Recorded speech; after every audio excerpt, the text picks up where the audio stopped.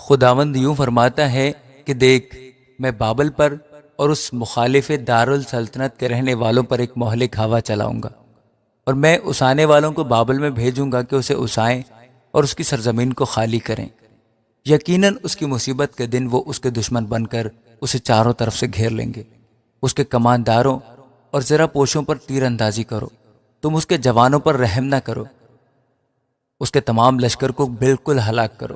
مقتول کسدیوں کی سرزمین میں گریں گے اور چھدے ہوئے اس کے بازار میں پڑے رہیں گے، کیونکہ اسرائیل اور یہودا کو ان کے خدا رب الافواج نے ترک نہیں کیا، اگرچہ ان کا ملک اسرائیل کے قدوس کی نافرما برداری سے پر ہے۔ بابل سے نکل بھاگو اور ہر ایک اپنی جان بچائے، اس کی بد کرداری کی سزا میں شریک ہو کر ہلاک نہ ہو، کیونکہ یہ خداوند کے انتقام کا وقت ہے، وہ اسے بدلہ دیتا ہے۔ بابل خداوند کے ہاتھ میں سونے کا پیالہ تھا، جس نے ساری دنیا کو متوالا کیا۔ قوموں نے اس کی مے پی، اس لیے وہ دیوانہ ہے۔ بابل یکا یک گر گیا اور غارت ہوا، اس پر واویلا کرو، اس کے زخم کے لیے بلسان لو، شاید وہ شفا پائے۔ ہم تو بابل کی شفا یابی چاہتے تھے، پر وہ شفا یاب نہ ہوا۔ تم اس کو چھوڑو، آؤ ہم سب اپنے اپنے وطن کو چلے جائیں، کیونکہ اس کی سزا آسمان تک پہنچی اور افلاک تک بلند ہوئی۔ خداوند نے ہماری راست بازی کو آشکارا کیا۔ آؤ ہم سیون میں خداوند اپنے خدا کے کام کا بیان کرے۔ تیروں کو سیکل کرو، سپروں کو تیار رکھو۔ خداوند نے مادیوں کے بادشاہ کی روح کو ابھارا ہے، کیونکہ اس کا ارادہ بابل کو نیست کرنے کا ہے، کیونکہ یہ خداوند کا یعنی اس کی ہیکل کا انتقام ہے۔ بابل کی دیواروں کے مقابل جھنڈا کھڑا کرو، پہرے کی چوکیاں مضبوط کرو، پہرے داروں کو بٹھاؤ، کمین گاہیں تیار کرو، کیونکہ خداوند نے اہل بابل کے حق میں جو کچھ ٹھہرایا اور فرمایا تھا سو پورا کیا۔ اے نہروں پر سکونت کرنے والی، جس کے خزانے فراوان ہیں، تیری تمامی کا وقت آ پہنچا اور تیری غارت گری کا پیمانہ پور ہو گیا۔ رب الافواج نے اپنی ذات کی قسم کھائی ہے کہ یقیناً میں تجھ میں لوگوں کو ٹڈیوں کی طرح بھر دوں گا، اور وہ تجھ پر جنگ کا نعرہ ماریں گے۔ اسی نے اپنی قدرت سے زمین کو بنایا، اسی نے اپنی حکمت سے جہان کو قائم کیا اور اپنی عقل سے آسمان کو تان دیا ہے۔ اس کی آواز سے آسمان میں پانی کی فراوانی ہوتی ہے، اور وہ زمین کی انتہا سے بخارات اٹھاتا ہے۔ وہ بارش کے لیے بجلی چمکاتا ہے اور اپنے خزانوں سے ہوا چلاتا ہے۔ ہر آدمی حیوان خصلت اور بے علم ہو گیا ہے۔ سونار اپنی کھودی ہوئی مورت سے رسوا ہے، کیونکہ اس کی ڈھالی ہوئی مورت باطل ہے، ان میں دم نہیں۔ وہ باطل فعل فریب ہیں، سزا کے وقت برباد ہو جائیں گی۔ یعقوب کا بقرہ ان کی مانند نہیں، کیونکہ وہ سب چیزوں کا خالق ہے، اور اسرائیل اس کی میراث کا آسا ہے۔ رب الافواج اس کا نام ہے۔ تو میرا گزر اور جنگی ہتھیار ہے، اور تجھی سے میں قوموں کو توڑتا اور تجھی سے سلطنتوں کو نیست کرتا ہوں۔ تجھی سے میں گھوڑے اور سوار کو کچلتا اور تجھی سے رتھ اور اس کے سوار کو چور کرتا ہوں۔ تجھی سے مرد و زن اور پیر و جوان کو کچلتا اور تجھی سے نوخیز لڑکوں اور لڑکیوں کو پیس ڈالتا ہوں۔ تجھی سے چرواہے اور اس کے گلہ کو کچلتا اور تجھی سے انسان اور اس کی جوڑی بیل کو اور تجھی سے سرداروں اور حاکموں کو چور چور کر دیتا ہوں۔ اور میں بابل کو اور کسدستان کے سب باشندوں کو اس تمام نقصان کا جو انہوں نے سیون کو تمہاری آنکھوں کے سامنے پہنچایا ہے عوض دیتا ہوں۔ خداوند فرماتا ہے، دیکھ خداوند فرماتا ہے، اے ہلاک کرنے والے پہاڑ جو تمام روئے زمین کو ہلاک کرتا ہے، میں تیرا مخالف ہوں، اور میں اپنا ہاتھ تجھ پر بڑھاؤں گا اور چٹانوں پر سے تجھے لڑکھاؤں گا اور تجھے جلا ہوا پہاڑ بنا دوں گا۔ نہ تجھ سے کونے کا پتھر اور نہ بنیاد کے لیے پتھر لیں گے، بلکہ تو ہمیشہ تک ویران رہے گا۔ خداوند فرماتا ہے، ملک میں جھنڈا کھڑا کرو، قوموں میں نرسنگا پھونکو، ان کو اس کے خلاف مخصوص کرو۔ ارارات اور منی اور اشکناز کی مملکتوں کو اس پر چڑھا لاؤ، اس کے خلاف سپہ سالار مقرر کرو اور سواروں کو مہلک ٹڈیوں کی طرح چڑھا لاؤ۔ قوموں کو، مادیوں کے بادشاہ کو اور سرداروں اور حاکموں اور ان کی سلطنت کے تمام ممالک کو مخصوص کرو کہ اس پر چڑھائی کریں، اور زمین کانپتی اور درد میں مبتلا ہے، کیونکہ خداوند کے ارادے بابل کی مخالفت میں قائم رہیں گے کہ بابل کی سرزمین کو ویران اور غیر آباد کر دے۔ بابل کے بہادر لڑائی سے دستبردار اور قلعوں میں بیٹھے ہیں، ان کا زور گھٹ گیا، وہ عورتوں کی مانند ہو گئے، اس کے مسکن چلائے گئے، اس کے اڑبنگے توڑے گئے۔ ہرکارہ ہرکارے سے ملنے کو اور قاصد قاصد سے ملنے کو دوڑے گا، کہ بابل کے بادشاہ کو اطلاع دے کہ اس کا شہر ہر طرف سے لے لیا گیا اور گزرگاہیں لے لی گئیں۔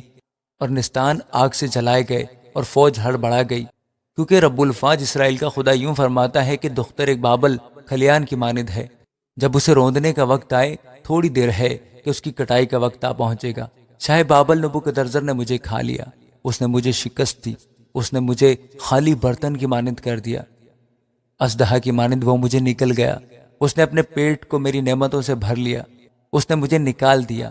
سیون کے رہنے والے کہیں گے جو ستم ہم پر اور ہمارے لوگوں پر ہوا بابل پر ہو، اور یروشلم کہے گا میرا خون اہل کسدستان پر ہو۔ اس لیے خداوند یوں فرماتا ہے کہ دیکھ میں تیری حمایت کروں گا اور تیرا انتقام لوں گا، اور اس کے بحر کو سکھاؤں گا اور اس کے سوتے کو خشک کر دوں گا، اور بابل کھنڈر ہو جائے گا اور گیدڑوں کا مقام اور حیرت اور سسکار کا باعث ہوگا، اور اس میں کوئی نہ بسے گا۔ وہ جوان ببروں کی طرح اکٹھے گرجیں گے، وہ شیر بچوں کی طرح غرائیں گے۔ ان کی حالت طیش میں ان کی ضیافت کر کے ان کو مست کروں گا کہ وہ وجد میں آئیں اور دائمی خواب میں پڑے رہیں اور بیدار نہ ہوں۔ خداوند فرماتا ہے میں ان کو بروں اور مینڈوں کی طرح بکروں سمیت مسلخ پر اتار لاؤں گا۔ شیشک کیوں کر لے لیا گیا؟ ہاں، تمام روئے زمین کا ستودہ یک بارگی لے لیا گیا۔ بابل قوموں کے درمیان کیسا ویران ہوا۔ سمندر بابل پر چڑھ گیا ہے، وہ اس کی لہروں کی کثرت سے چھپ گیا، اس کی بستیاں اجڑ گئیں، وہ خشک زمین اور صحرا ہو گیا، ایسی سرزمین جس میں نہ کوئی بستا ہو اور نہ وہاں آدم ذات کا گزر ہو، کیونکہ میں بابل میں بیل کو سزا دوں گا، اور جو کچھ وہ نکل گیا ہے اس کے منہ سے نکالوں گا، اور پھر قومیں اس کی طرف روان نہ ہوں گی۔ ہاں، بابل کی فصیل گر جائے گی۔ اے میرے لوگو، اس میں سے نکل آؤ، اور تم میں سے ہر ایک خداوند کے قہر شدید سے اپنی جان بچائے۔ نہ ہو کہ تمہارا دل سست ہو اور تم اس افواہ سے ڈرو جو زمین میں سنی جائے گی۔ ایک افواہ 1 سال آئے گی اور پھر دوسری افواہ دوسرے سال میں، اور ملک میں ظلم ہوگا اور حاکم حاکم سے لڑے گا۔ اس لیے دیکھ وہ دن آتے ہیں کہ میں بابل کی تراشی ہوئی مورتوں سے انتقام لوں گا، اور اس کی تمام سرزمین رسوا ہوگی اور اس کے سب مقتول اسی میں پڑے رہیں گے۔ تب آسمان اور زمین اور سب کچھ جو اس میں ہے بابل پر شادیانہ بجائیں گے، کیونکہ غارت گر شمال سے اس پر چڑھائیں گے۔ خداوند فرماتا ہے جس طرح بابل میں بنی اسرائیل قتل ہوئے، اسی طرح بابل میں تمام ملک کے لوگ قتل ہوں گے۔ تم جو تلوار سے بچ گئے ہو، کھڑے نہ ہو، چلے جاؤ، دور ہی سے خداوند کو یاد کرو اور یروشلم کا خیال تمہارے دل میں آئے۔ ہم پریشان ہیں کیونکہ ہم نے ملامت سنی، ہم شرم آلودہ ہوئے کیونکہ خداوند کے گھر کے مقدسوں میں اجنبی گھس آئے۔ اس لیے دیکھ وہ دن آتے ہیں، خداوند فرماتا ہے کہ میں اس کی تراشی ہوئی مورتوں کو سزا دوں گا اور اس کی تمام سلطنت میں گھائل کراہیں گے۔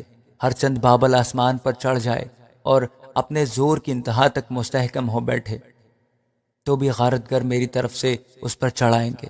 خداوند فرماتا ہے بابل سے رونے کی اور کسدیوں کی سرزمین سے بڑی ہلاکت کی آواز آتی ہے، کیونکہ خداوند بابل کو غارت کرتا ہے اور اس کے بڑے شور و غل کو نیست کرے گا۔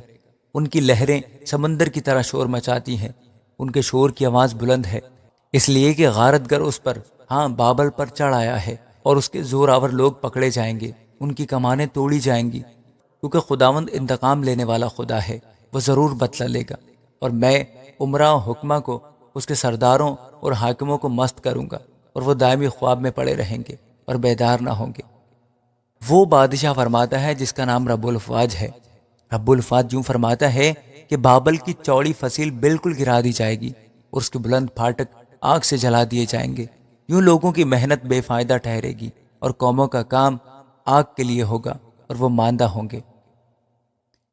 یہ وہ بات ہے جو یرمیہ نبی نے سرایہ بن نیریہ بن مہسیہ سے کہی جب وہ شاہ یہودہ صدقیہ کے ساتھ اس کی سلطنت کے 4تھے برس بابل میں گیا، اور یہ سرایہ خواجہ سراؤں کا سردار تھا، اور یرمیہ نے ان سب آفتوں کو جو بابل پر آنے والی تھیں ایک کتاب میں قلم بند کیا، یعنی ان سب باتوں کو جو بابل کی بابت لکھی گئی ہیں۔